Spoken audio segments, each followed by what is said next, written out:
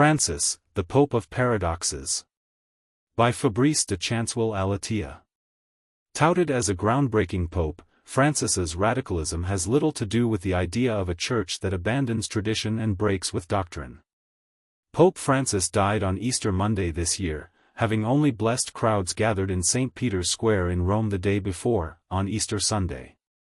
When he decided to designate 2025 as a Jubilee Year of Hope, he probably didn't imagine, or perhaps sensed, that it would apply to him first. Since then, tributes have poured in from all over, giving the impression that Francis has been a consistent figure throughout his pontificate, which, like his predecessors, is not true.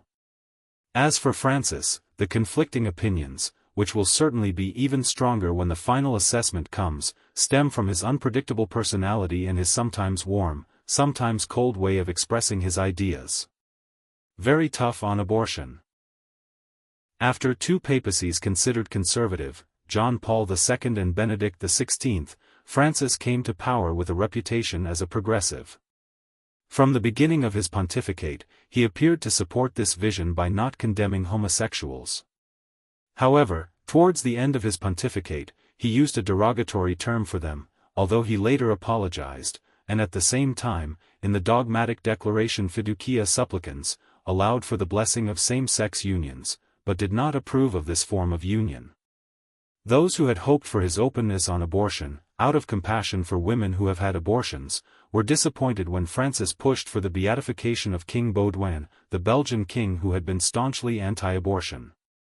The same goes for traditionalists. In 2015, he included the priestly fraternity of St. Pius X, SSPX, a traditionalist priestly community, in the list of religious orders.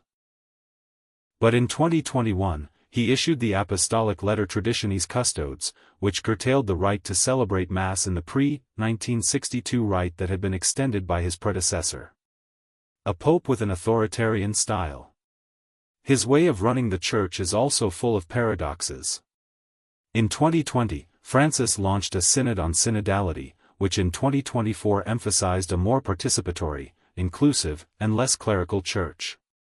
But throughout his reign, he has often operated in an autocratic style, bypassing official institutions to push through his own projects. He has set up his own working groups, such as the Council of Cardinals, the C9, to reform the Curia, or appointed special envoys who are allowed to go beyond existing norms, such as in reforming the Order of Malta. As a pope from the New World, Latin America, both geographically and spiritually, Francis has shown little interest in Europe, and especially France. He does not consider his trips to Strasbourg, Marseille or Ajaccio to be official visits to France. However, he has honored major French figures, such as the canonization of Charles de Foucauld and his desire to beatify Blaise Pascal. The same paradox is true of the encyclical Laudato Si, on the care of our common home.